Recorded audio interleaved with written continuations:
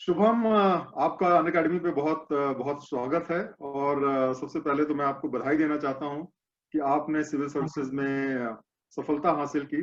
और आपने जो है एक अच्छी रैंक जो है सिविल सर्विसेज में हासिल की। तो सबसे पहले मैं आपसे ये पूछना चाहता हूं कि जब आपको रिजल्ट आया तो आपको कैसा महसूस हुआ, कैसा आपको लग रहा है इस समय ये सिलेक्शन होने के बाद?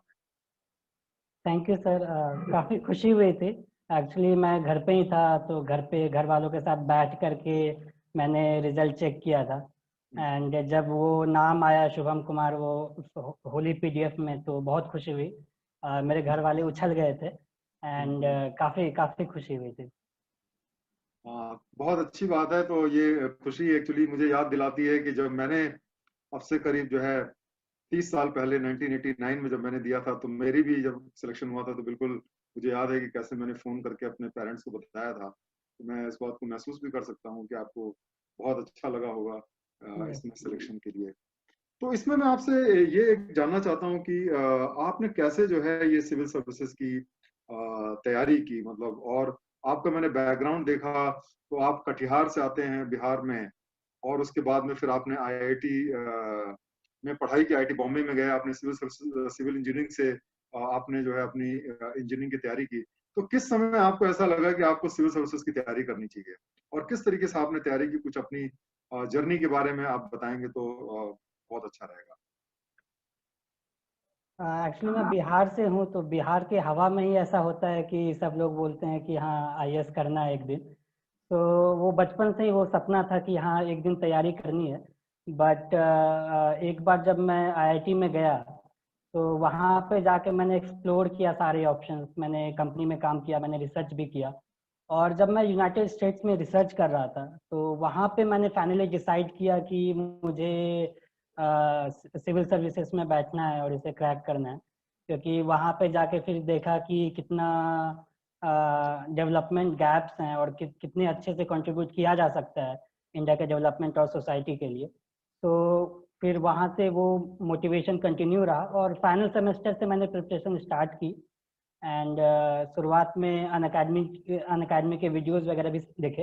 एंड फिर दिल्ली आकर के तैयारी मैंने स्टार्ट की, और एक फर्स्ट अटेम्प्ट मैंने 2018 में ही दे दिया था। बट वहाँ पे तैयारी नहीं थी अच्छी। फिर एक एक साल के तैयारी के बाद मैंने 2019 में सेकंड अटेम्प्ट दिया।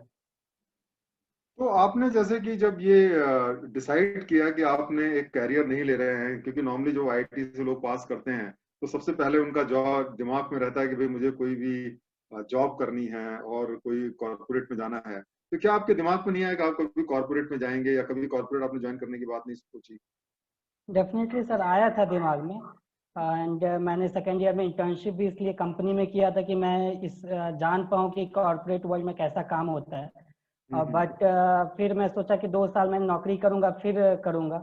इसमें मेरे हम्म। भैया और मेरे पापा ने समझाया कि एक्चुअली अगर करना ही है तो स्टार्ट से ही करो, जल्दी ही करो। एंड वो कंटिन्यूटी मेंटेन रहेगी अगर साथ साथ कॉलेज में पढ़ाई कर रहे हो एंड फिर पढ़ाई करना हो। तो हम्म। बाकी सारे सिचुएशन को देखते हुए मैंने सोचा कि अगर करना है तो यही करना है, क्योंकि बाद में ऐसा रिग्रेट ना फील हो कि शायद कर सकते थे। हम्म। इसलिए कॉलेज के जस्ट खत्म होते ही मैंने स्टार्ट की थी। हाँ, खैर ये तो आपने बहुत अच्छा किया, क्योंकि मैंने देखा कि कई सारे ऐसे लोग होते हैं जो बहुत बार कॉर्पोरेट ज्वाइन करते हैं और कुछ सालों तक वहां पे काम करने के बाद में ये महसूस करते हैं कि नहीं, उनको सिविल सर्विसेज की तैयारी करनी चाहिए। और इस प्रोसेस में कई बार वो बहुत सारा समय भी उनका उसमें लग जाता है। तो मेरे ख्याल से ये आपके फायदे में रहा, क्योंकि आपने बहुत जल्दी ही आपने इसके लिए तैयारी शुरू कर दिया, और मेरे ख्याल से आपको रिजल्ट भी काफी जल्दी आ गया। देखा जाए तो काफी जल्दी आपको इसमें रिजल्ट आ गया। तो आप मुझे ये बताइए कि जैसे कि जब आपने डिसाइड किया तो सिविल इंजीनियरिंग आपका सब्जेक्ट था, तो आपने सिविल इंजीनियरिंग को ऑप्शनल लिया या आपने कोई और ऑप्शनल सेलेक्ट किया? और क्यों सेलेक्ट किया आपने कोई दूसरा ऑप्शनल? अगर आपने सेलेक्ट किया तो क्या बेसिस था आपका ऑप्शनल सेलेक्ट करने एक्चुअली स्टार्ट में जब मैंने तैयारी स्टार्ट की, तो ऐसा दिमाग में आया कि हाँ सिविल इंजीनियरिंग भी रख सकता हूँ। तो मैंने काफ़ी सारे प्रीवियस अपने मेरे कॉलेज से टॉपर्स लोग थे, तो उनसे बात की, सीनियर से बात की। और सारे ऑप्शनल को मैंने देखा कि क्या मतलब मेरे लिए अच्छा रहेगा। तो ऐसा सुना था कि हाँ थोड़ा इंजीनियरिंग ऑप्शनल थोड़ा टफ होता है। तो अपना स्ट्रेंथ को देखना बहुत ज़रूरी है। तो मैंने देखा कि हाँ मैंने परफॉर्म किया, बट सिविल सर्विसेज में थोड़ा टफ होगा। तो उसके बाद मैंने एनालाइज किया कि हाँ क्या लेना है, कितने प्रीवियस ईयर के रिजल्ट देखे, कितने टाइम, क्योंकि टाइम बहुत बड़ा फैक्टर होता है इसमें, तो कितने आवर्स लगेंगे या कितने मंथ्स लगेंगे उसको कंप्लीट करने में। फिर ये कंक्लूजन पे आया कि एंथ्रोपोलॉजी में, बायो में इंटरेस्ट था, बचपन से भी बायो में इंटरेस्ट था, तो फिर सोचा कि एंथ्रोपोलॉजी लेना सही रहेगा। तो आपको मतलब इसकी प्रेरणा कहाँ से मिली एंथ्रोपोलॉजी लेने की? किसी ने आपको बताया या किस बेसिस पे आपने सेलेक्ट किया इसको? मैंने एक वीडियो देखा था रोमन सैनी सर का अन अकेडमी पे कि how to select your optional. तो उन्होंने बोला था कि ओपन माइंड से करना है, सारे ऑप्शनल को एक बार देखना है एंड एलिमिनेट करना है। तो मैंने एलिमिनेट करना स्टार्ट किया। और फिर लास्ट में से 3-4 ऑप्शनल बचे थे जिसको मैं कंसिडर कर रहा था, तो उसके डिटेल्स पढ़ा कि सिलेबस क्या है, और टॉपर्स के वीडियोस देखे, उनका अप्रोच देखा, फिर देखा कि किसमें मैं कम टाइम में ज्यादा से ज्यादा मार्क्स में ला सकता हूँ और जो मेरे इंटरेस्ट के अनुकूल भी हो। तो वहां पे फिर फाइनली डिसाइड किया और फिर लोगों से बातचीत की जैसे मैंने बताया, और फिर फाइनल किया कि हाँ इस मतलब ये पूरे प्रोसेस में मुझे लगभग 1 महीने लग गए थे कि हाँ ये 2018 के अटेम्प्ट के बाद मैंने फाइनली जून 2018 में डिसाइड किया था कि एंड में कि एंथ्रोपोलॉजी लेना है। अच्छा, आप मुझे ये बताइए कि आपने कब से जो है अपने सिविल सर्विसेज की तैयारी शुरू की और किस तरीके से शुरू किया आपने तैयारी? मतलब कितने समय से पहले से आपने शुरू किया, और शुरू में पहले आपने क्या किया, फिर बाद में क्या किया? स्टार्ट में 2018 के स्टार्ट से मैं फाइनल सेमेस्टर में था, तो तभी से स्टार्ट किया था तैयारी। तो मतलब ये था कि पहले बेसिक बुक्स खत्म करने हैं, न्यूज़पेपर पढ़ने की हैबिट डालनी है। तो वो बहुत इम्पोर्टेंट ये था कि शुरुआत में टाइम ऐसे वेस्ट हो जाता था, इम्पोर्टेंट न्यूज़ नहीं मिलते थे। तो वो 2 महीने में वो हैबिट डेवलप हुआ कि विद इन एन आवर आप पढ़ पाए। एंड फिर बेसिक बुक्स एक बार खत्म हुई तो फिर वैल्यू एडिशन पे आया कि हाँ कैसे वैल्यू एडिशन करना है। और चूंकि मैंने काफी सारे टॉपर्स के वीडियोस में रेगुलरली देखता था, तो फिर ये समझ में आया कि टेस्ट सीरीज काफी इंपॉर्टेंट रोल प्ले करता है। तो आंसर राइटिंग भी, तो शुरुआत से ही मैंने आंसर राइटिंग करना स्टार्ट कर दिया था, मतलब 2 महीने के प्रिपरेशन के बाद से ही। एंड टेस्ट सीरीज भी स्टार्ट से ही स्टार्ट कर दिया था। तो मुझे लगता है कि वो थोड़ा हेल्पफुल रहा कि ये मैं स्टार्ट से ही करना शुरू किया। एंड ऑप्शनल का फिर किया मैं, 6 महीने लग गए ऑप्शनल करने में, क्योंकि काफी डेप्थ में करना होता है।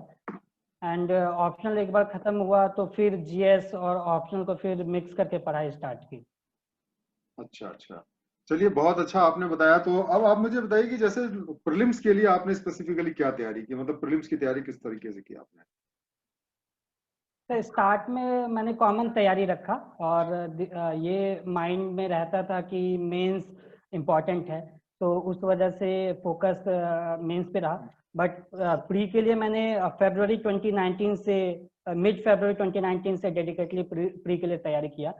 तो वहाँ पे फोकस हुआ कि फर्स्ट मैं सारे रिवीजन स्ट्रैटेजी बनाया कि 3 फेज में रिवीजन करना है। एंड फिर बेसिक बुक्स के रिवीजन किया। फिर जो मुझे लगता है कि जो मुझे अलग किया प्री में, क्योंकि मेरी तैयारी उतनी अच्छी नहीं थी स्टार्ट में, तो मैंने ये किया कि मैंने एक शेड्यूल बना लिया टेस्ट देने का। एंड फिर उसके अकॉर्डिंग अगर तैयारी हो या ना हो, उसके अकॉर्डिंग मैं टेस्ट देते गया और फिर अकॉर्डिंगली उससे रिवाइज भी करता था जहाँ पे मैं परफॉर्म अच्छे से नहीं करता था।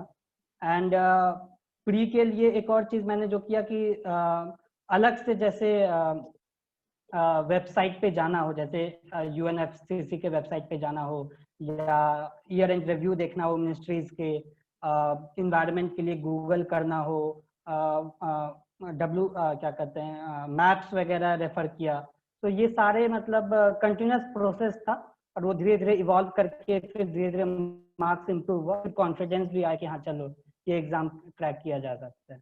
अच्छा, मेंस में और प्रीलिम्स की जो तैयारी हुई आपकी, उसमें आपने क्या फर्क किया कि मतलब मेंस में क्या चीज आपने अलग से किया, या आपको ऐसा लगता है कि मेंस की तैयारी में क्या अप्रोच आपका डिफरेंट होना चाहिए? क्योंकि अल्टीमेटली जो होता है सिलेक्शन तो आपका मेंस के बेसिस पे होता है, प्रीलिम्स तो एक तरीके से क्वालिफाइंग राउंड होता है। तो मेंस की परफॉर्मेंस में आप ज्यादा से ज्यादा नंबर लाएं, उसके लिए आपकी क्या स्ट्रेटजी रही? तो मेंस के लिए ऐसे ध्यान दिया कि मुझे प्री के जस्ट बाद मेंस का ऐसा नया जैसा ना लगे कि आंसर राइटिंग करना पड़ रहा है। तो दिसंबर और जनवरी में मैंने ऑप्शनल के टेस्ट सीरीज लिखे, और जीएस के भी 3-4 से टेस्ट सीरीज लिख के देखा क्योंकि मेरे पास टाइम कम था। तो एक बार मेरे को ऐसे कॉन्फिडेंस आ गया कि मैं लिख सकता हूँ 150 एंड 250, 150 एंड 250 वर्ड्स में लिख सकता हूँ। तो एक बार वो कॉन्फिडेंस आया तो फिर मैंने प्री की तैयारी स्टार्ट की। और जैसे ही प्री खत्म हुआ मैंने ब्रेक नहीं लिया, एक भी दिन का ब्रेक नहीं लिया, क्योंकि कॉन्फिडेंट था कि मैं क्लियर कर जाऊंगा। तो 3 जून से ही मैंने तैयारी स्टार्ट की, एंड एक शेड्यूल बनाया जैसे मैंने बताया। एंड मेंस में ये इम्पोर्टेंट है कि आपके पास पॉइंट्स हों आंसर में लिखने के लिए। तो मैंने ऐसे शॉर्ट नोट्स बनाने स्टार्ट किए हर एक पेपर के लिए। एंड जैसे वैल्यू एडिशन फिर इम्पोर्टेंट होता है, तो कमिटीज के ऐसे 4 पेज में लिख लिया, जजमेंट्स के लिख लिया, फैक्ट्स एंड फिगर्स लिख लिए, ग्राफ्स वगैरह उठा लिए। तो ऐसे करके और जो रिपोर्ट्स हैं नीति आयोग के या इकोनॉमिक सर्वे के, तो वो सब करके एक क्रिस्प नोट्स बनाते गया। मतलब वो एक दिन में नहीं होता है, वो धीरे धीरे करके जो 3 महीने का ड्यूरेशन होता है उसमें वो मेरे पॉइंट्स ऐड होते चले गए। तो फिर वो एंड में वो रिवीजन के लिए भी हेल्पफुल होता है, एंड आंसर को दूसरों से अलग और बेहतर भी बनाता है। तो ये एक अलग, मतलब मैं कहूँगा कि ये रहा मेंस के लिए। अच्छा, चलिए, तो एक चीज मुझे आप ये बताइए कि आप कितने घंटे पढ़ा करते थे? आप बताइए कि जब आपने पढ़ाई की तो कितने घंटे करीब आपको लगता है कि पढ़ना चाहिए, और कुछ अपने शेड्यूल के बारे में बताएंगे कि जैसे सुबह से शाम तक जो है वो आप किस तरीके का शेड्यूल फॉलो करते थे? तो एक कॉमन शेड्यूल नहीं रहा मेरे ये 2 साल के प्रिपरेशन में। स्टार्ट में मैं काफ़ी, मतलब ऐसा था कि आवर्स पुराने हैं, तो 12 आवर्स भी मुझे कम लगते थे स्टार्ट में। अच्छा। हाँ, बहुत। एक महीने तक ऐसे किया कि फिर हेल्थ डिटोरेट होने लगा फिर मेरा। तो फिर ये हम्म। ध्यान आया कि नहीं, मतलब जितना बॉडी अलाउ करता है उतना पढ़ना पड़ेगा। तो फिर मैंने क्या किया कि टॉपिक वाइज फिर थोड़े ये बना लिया कि इसको अचीव करना है इस मंथ में, एंड फिर वैसे पढ़ना स्टार्ट किया। बट प्री से 2 महीने पहले से काफ़ी, मतलब काफ़ी ज़्यादा पढ़ना पड़ रहा था। And hmm. मेंस में भी फिर ऐसा होता था कि 7 AM मैंने लाइब्रेरी ज्वाइन करके रखा था। तो 7 बजे के अराउंड मैं लाइब्रेरी पहुंचता था, फिर रात के 10 बजे वापस आता था। खाना हम्म। वगैरह भी वहीं खाता था, क्योंकि अच्छा। मुझे पता था कि चूंकि चूंकि यस सर, क्योंकि मुझे पता था कि मुझे ज़्यादा एफर्ट डालना है, क्योंकि मेरे प्रिपरेशन उतनी अच्छी नहीं थे। तो मैंने फिर मेंस प्री के जस्ट बाद से फिर एकदम स्ट्रिक्ट डेडलाइन किया। और इसमें मैं बताना चाहूँगा कि मेरा रूम पार्टनर जो था, हम्म। हम दोनों ने एक दूसरे को कॉम्प्लीमेंट किया। एंड अच्छा। उसका भी लिस्ट में नाम है 404 रैंक, कुमार निशान। तो हम्म। हम लोगों ने मिलके फिर कॉमन ऐसा कुछ टाइमलाइन बनाया कि हाँ इतने बजे से इतने बजे पढ़ना है, और हम्म। फिर एक दूसरे को कॉम्प्लीमेंट करते हुए तैयारी की। हाँ, ये तो मैंने देखा, ये बहुत ज्यादा फायदेमंद रहता है अगर हम लोग एक ग्रुप में तैयारी करें और एक दूसरे का हौसला बढ़ाते रहें। क्योंकि कई बार क्या होता है कि जो है हौसला कई बार डाउन होने लगता है, और अगर दोस्त अच्छे हों और सब एक दूसरे का हौसला बढ़ाएं तो नेचुरली आपका एक मोटिवेशन बना रहता है। तो ये बहुत अच्छा आपने टिप यस। बताई। और मेरे ख्याल से जितने भी हमारे जो स्टूडेंट्स हैं उनको ये ध्यान रखना चाहिए कि अगर वो एक छोटा सा ग्रुप बनाए तो वो डेफिनेटली ज्यादा अच्छे तरीके से तैयारी कर सकते हैं। अच्छा। आई थिंक ये काफ़ी हेल्पफुल हम्म। रहा। प्री के लिए भी मैंने ग्रुप बनाया था, बहुत एंड अच्छा। प्री के बाद भी मैंने ग्रुप बनाया। हाँ। तो उससे मुझे लगा कि काफ़ी, मतलब कम टाइम में चीज़ें हो जाती है, बट ग्रुप अच्छा होना चाहिए, वो काफ़ी ज़रूरी है। अच्छा, एक चीज मैं आपसे पूछना चाहता हूँ कि आजकल ऑनलाइन का जमाना है और हम देखते हैं जैसे बहुत सारे टेलीग्राम ग्रुप्स हैं, बहुत सारे वीडियोस हैं, बहुत सारे वेबसाइट्स हैं जहां पे बहुत सारा फ्री मटेरियल लोगों को प्रोवाइड करते रहते हैं। अब बहुत सारे जो सिविल सर्वेंट एस्पिरेंट्स हैं वो साहब डाउनलोड करते रहते हैं। और तो आपको मतलब कई बार क्या होता है कि बहुत ज्यादा आपने डाउनलोड कर लिया मटेरियल और बहुत ज्यादा मटेरियल आ गया और आपके पास पढ़ने के लिए समय नहीं है। साथ साथ में कई बार क्या होता है आपके पास मटेरियल की कमी होती है और आप कम मटेरियल की वजह से अच्छी तैयारी नहीं कर पाते। तो किस तरीके से बैलेंस हमें जो है इसमें अचीव करना चाहिए कि हम मतलब जो है ऑप्टिमम रिजल्ट जो है पा पाए? जी सर, एक्चुअली मेरा अप्रोच तो था, मतलब मिनिमलिस्ट अप्रोच था कि अच्छा। कम, मतलब सोर्सेज लिमिट करने हैं, क्योंकि पढ़ने के लिए मार्केट में काफ़ी सारे बुक्स एंड पीडीएफ आपको मिल जाएंगे। तो एक स्ट्रैटेजी बनाया, फिक्स स्ट्रैटेजी नहीं था, मैंने अपडेट भी किया उस स्ट्रैटेजी को, एंड ऑनलाइन एंड ऑफलाइन दोनों सोर्सेज पे रिलाई किया। बट मुझे जब ये लगता था कि ये टॉपिक, मैं टॉपिक देखता था जो यूपीएससी का सिलेबस है, एंड उसमें देखता था कि मेरे 5 पॉइंट्स हैं कि नहीं, या उसमें कुछ वैल्यू एडिशन वाला चीज़ है कि नहीं। तो जिसमें कमी होता था उस चीज़ को मैं गूगल करता था या उसके बारे में खोजता था, एंड उसको फिर मैं पूरा करता था। ऐसा नहीं कि पूरा बुक्स पढ़ रहे हैं, मैंने एक भी किताब ऐसे 100% नहीं पढ़ी। जो सिलेबस देखा, प्रीवियस ईयर क्वेश्चंस देखे, जो इम्पोर्टेंट लगा उसको मैं निकाला, एंड वो दिमाग में रखा कि जब मैं तैयारी कर रहा हूँ तो वो रिवीजन कैसे मैं कर पाऊंगा, तो वो बैक ऑफ माइंड में हमेशा से रहा। तो उस वजह से मैंने मतलब कम से कम एंड मैक्सिमम रिजल्ट के ध्यान दिया कि आंसर में कितना मैं रिप्रोड्यूस कर पाऊँ, तो उस पर ध्यान ज्यादा था। हाँ, मतलब कहने का मतलब ये है कि हमें हर चीज जो है वो बराबर बराबर वेटेज नहीं देनी चाहिए, कोशिश ये नहीं करनी चाहिए कि quantity is equal to quality. ऐसा नहीं है, क्वालिटी पे फोकस ज्यादा होना चाहिए और क्वांटिटी हमें यस बैलेंस करके रखनी चाहिए। क्योंकि ज्यादा कई बार बहुत सारे सिविल सर्विसेज के जो एस्पिरेंट्स होते हैं वो इतना ज्यादा पढ़ने की कोशिश करते हैं कि उसके चक्कर में फिर क्या होता है, वो पूरा ही नहीं कर पाते सिलेबस। तो मेरे ख्याल से बहुत अच्छी स्ट्रेटजी आपकी रही। और आप मुझे ये बताइए कि इंटरव्यू के लिए आपने स्पेसिफिकली क्या तैयारी की? सर, इंटरव्यू का तैयारी काफ़ी डायनेमिक रहा मेरा, एंड डायनेमिक होना भी चाहिए क्योंकि क्वेश्चंस ही वैसे होते हैं। तो मैंने फोकस किया कि चूंकि मेरा फर्स्ट इंटरव्यू था, तो मैंने फोकस किया कि पहले मैं बेसिक जो मेरा बैकग्राउंड है उस पर अच्छे से कमांड हो जाए। तो इसमें एक चीज़ मैं बताना चाहूँगा कि मैंने इंटरव्यू के नोट्स जो हैं, नोट्स बनाना काफ़ी ज़रूरी है इंटरव्यू के लिए भी। ऐसे अच्छा। लोग काफ़ी नहीं समझते, नहीं, कुछ लोग नहीं बनाते, बट मेरे ख्याल से नोट्स बनाना चाहिए। तो मैंने एवर नोट पे ऑनलाइन नोट्स बनाना स्टार्ट किया, एंड जो बैकग्राउंड है, जो भी मतलब जहाँ से बचपन से लेकर के कहीं पे मैं गया, या जो भी कॉलेज स्कूल गए, जो भी प्लेसेस गए, उस पर बनाने स्टार्ट किए। तो इंटरव्यू का जो ड्यूरेशन था, मैंने मेंस रिजल्ट डिले हो गया था इस बार, तो मैंने स्टार्ट मतलब जनवरी स्टार्ट में कर दिया था, रिजल्ट आने से पहले ही। क्योंकि मैंने सीनियर से बात की थी अपने कॉलेज से जो ऑलरेडी सर्विसेज में हैं, उन्होंने बताया कि 2.5 महीने 2 महीने मिनिमम लगेंगे तैयारी के। तो उस वजह से मैंने बैकग्राउंड पे पूरा रिसर्च किया। और दूसरा कि मैंने मॉक इंटरव्यूज काफ़ी जगह दिया, अच्छा। अराउंड 10 मॉक्स मैंने दिया है। तो अच्छा। फिर वहां से जो फीडबैक मिला और जो मुझे सही लगा, और एक क्लोज ग्रुप था 3 लोगों का, और फॉर्चुनेटली तीनों लोग सेलेक्ट हो गए। तो अरे वाह, एक बहुत बढ़िया। हाँ, चलिए, बहुत एक बढ़िया बात है। हाँ। Thank you sir. एक एक कॉमन एक ग्रुप बना। तो उसमें से एक पहले से सेलेक्टेड सीनियर थे, तो उनसे काफ़ी फीडबैक और हेल्प मिला। और फिर एक दूसरे का हम लोग इंटरव्यू ऐसे क्वेश्चंस पूछते भी थे और गाइड भी करते थे कि कैसे बोलना है। क्योंकि मतलब इंटरव्यू में ये इम्पोर्टेंट हो जाता है मेरे ख्याल से कि आप प्रेजेंट कैसे कर रहे हैं, अपने थॉट को कैसे स्ट्रक्चर्ड वे में बोल पा रहे हैं।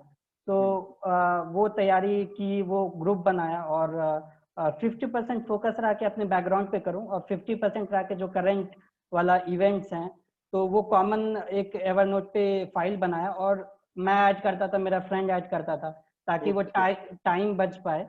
और फिर तो एक दूसरे कोलाबोरेशन आपने किया, इसका मतलब कोलाबोरेशन से आपने तैयारी की। बहुत बढ़िया, यस बहुत सर। बढ़िया। ये सारी चीजें स्टूडेंट्स को मेरे ख्याल से काफी फायदा करेंगे। जो आपने जो टिप्स बताए, मैं समझता हूँ कि अगर उसको इस्तेमाल करेंगे लोग तो डेफिनेटली उसका उनको फायदा मिलेगा। कोलाबोरेशन बड़ी इंपॉर्टेंट चीज होती है। आपने बहुत अच्छी बात बताई। तो सभी लोग, आप बता रहे हैं कि आपके जो ग्रुप में लोग थे सब लोगों का सिलेक्शन हो गया, तो ये बहुत ही मतलब बताता है कोलाबोरेशन की पावर को। तो चलिए, ये बहुत अच्छी यस। चीज है। एक चीज मुझे आप ये बताइए कि जो आपकी जो सफलता है उसके पीछे आप किसको श्रेय देना चाहेंगे? कौन लोग उसके लिए रिस्पॉन्सिबल हैं? किसको आप क्रेडिट देना चाहेंगे? तो सबसे पहले तो मेरे परिवार में सारे लोग, मेरा एक्चुअली जॉइंट फैमिली है, पापा मम्मी चाचा चाची दीदी सारे लोग हैं। तो उनका काफ़ी एक कंसंट्रेटेड एफर्ट रहा कि मैं अच्छे से तैयारी कर पाऊँ, घर का कोई प्रॉब्लम हो या कुछ भी हो, वो मुझ तक नहीं आए। उन लोग का पहला ये था कि ये तैयारी अच्छे से कर पाए, किसी चीज़ की कमी ना हो।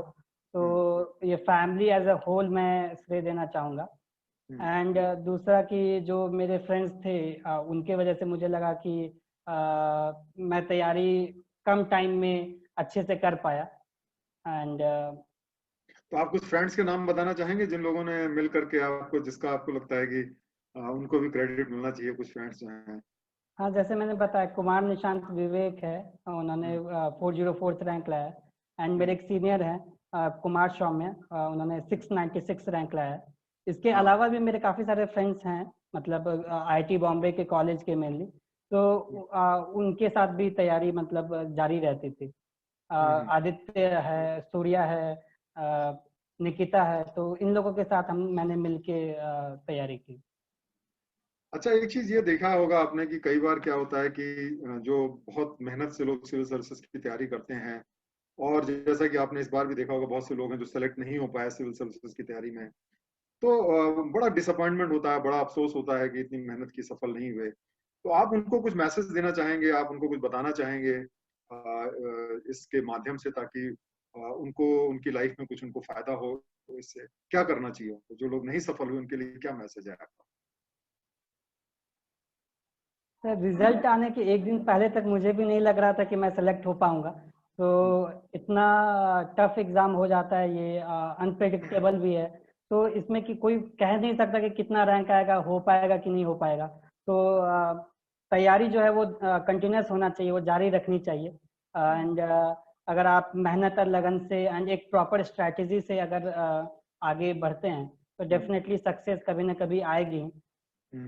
इसलिए मतलब हताश नहीं होना है। कॉन्फिडेंस काफ़ी इम्पोर्टेंट रोल प्ले करता है, मुझे लगता है। एंड ये वर्क किया मेरे लिए। तो सबको अपनी मेहनत से, अपने कॉन्फिडेंस से तैयारी करते रहना चाहिए। एंड टॉपर्स में भी मैंने देखा कि कैसे लोग 3 अटेम्प्ट 4 अटेम्प्ट के बाद फाइनल सिलेक्शन होता है। तो इस वजह से मतलब सबको तैयारी जारी रखनी चाहिए। हाँ, कई बार ऐसा देखा गया है कि लोग जो हैं वो 2-3 साल तक प्रीलिम्स भी नहीं क्वालिफाई कर पाते, और उसके बाद सडनली वो टॉप रैंक पे आ जाते हैं। टॉपर्स में ऐसे भी आपको बहुत सारे लोग मिलेंगे जो कि कई बार प्रीलिम्स भी को नहीं क्वालिफाई कर पाते, या कुछ लोग ऐसे हैं जो इंटरव्यू में नहीं अच्छा कर पाते लेकिन उसके बाद में सेलेक्ट होते हैं। तो बहुत अपने अच्छा मैसेज दिया कि सभी को जो है हिम्मत नहीं हारनी चाहिए और लगातार कोशिश करनी चाहिए, क्योंकि इसमें जो है थोड़ा सा सिस्टमेटिक तरीके से। तो आपको ऐसा लगता है क्या, किस तरीके से वो मतलब किस तरीके से वो तैयारी करें कि उनके जो चांसेस हैं सिलेक्शन के वो थोड़ा इम्प्रूव हो जाए? आपको कुछ आप टिप देना चाहेंगे उनको? इसमें एक चीज़ मैं ऐड करना चाहूँगा। जब मैं तैयारी कर रहा था, मतलब तैयारी के फेज में, ये मैं रियलाइज़ किया कि जो तैयारी वाला फेज है वो एक्चुअली आपको प्रिपेयर करता है सिविल सर्विसेज के लिए। वो संघर्ष का जो फेज है वो काफ़ी इंपॉर्टेंट है, क्योंकि आपका कैरेक्टर डेवलपमेंट होता है, आप चीज़ों को जानते हैं। तो ये मेरे दिमाग में था कि सिलेक्शन होना है एक दिन। ये मेरा ट्रेनिंग चल रहा है, ये 2 साल मेरी ट्रेनिंग है। और अच्छा। इसके बाद जो आएगा वो होगा, एक दिन ऐसा होगा। मतलब मेरे दिमाग में था कि फाइनल तो लिस्ट में तो आना ही है एक ना एक दिन। तो हाँ, हाँ। ये चीज दिमाग में था। एंड सर, आपका क्वेश्चन क्या था? नहीं, मतलब वही बिल्कुल कि आपने मतलब क्या मैसेज देना चाहेंगे लोगों को जो मतलब डिसअपॉइंट हो जाते हैं, तो उनको सर, कौन सी टिप्स आप देना चाहेंगे कि वो आगे जो है बढ़ते रहें, हिम्मत ना हारें? क्या आप उनको बताना चाहेंगे? खुद की स्ट्रैटेजी बनाना काफ़ी इम्पोर्टेंट है। हम्म, कि आप अपने स्ट्रेंथ एंड वीकनेस के अकॉर्डिंग, स्टार्ट में ये समझ में नहीं आता, बट विथ टाइम वो समझ में आता है कि आपका स्ट्रेंथ एंड वीकनेसेस क्या है। तो उसके अकॉर्डिंग एक फिक्स एक स्ट्रैटेजी हो, एंड उस पर एकदम स्टिक करना है। एंड फिर जो जो भी इनपुट आए तो उस पे मतलब खुद के दिमाग लगा करके कि हाँ, मेरे लिए ये हेल्पफुल होगा कि नहीं, उस पर फिर वर्क करना है। प्रिपरेशन चूंकि काफ़ी लंबा होता है, तो इसमें ये ध्यान देना होता है कि हम पाथ से भटक तो नहीं गए। तो मतलब कुछ महीने बाद या एक हफ्ते बाद स्टॉक लेना जरूरी होता है कि आपने क्या नया चीज़ पढ़ा, क्या एडिशन किया अपने तैयारी में। तो वो मैं करता था कि मैंने एक शेड्यूल बनाया, मैंने ये लिखा कि ये टॉपिक्स करने हैं, और नहीं हो पाता था तो मैं फिर से बनाता था, फिर से ट्राई करता था कि हाँ चलो इस बार करना है। तो वो जो एक जिद था, वो जिद जरूरी है। कि ऐसा नहीं होना चाहिए कि आपका एक महीना बीत जाए और आपको आइडिया भी ना लगे। तो कभी कभी ऐसा होता है एस्पिरेंट के साथ में, वो नहीं होना चाहिए। आप कंटिन्यूस प्रोसेस रखेंगे तो सक्सेस आपके जरूर आपको प्राप्त होगी। चलिए, बहुत बहुत धन्यवाद शुभम। और मुझे बहुत अच्छा लगा आपसे इंटरेक्ट करके, और मुझे पूरी उम्मीद है कि आप आगे जिंदगी में बहुत आगे अच्छा करेंगे, और सफलता को प्राप्त करेंगे, अपने जॉब में भी बहुत अच्छे तरीके से परफॉर्म करेंगे। तो मैं आपको एक बार से फिर बधाई देना चाहता हूँ आपके इस सिलेक्शन के लिए, आपकी पूरी फैमिली को, आपके जो भी फ्रेंड्स हैं, जो भी आपके शुभचिंतक हैं, सभी लोगों को मैं बधाई देना चाहता हूँ। और मैं ये उम्मीद करता हूँ कि आपके जितने सपने हैं वो सारे के सारे पूरे हों और आगे चल के आप जिंदगी में बहुत अच्छा करें। बहुत बहुत थैंक यू, धन्यवाद। Thank you sir, thank you sir.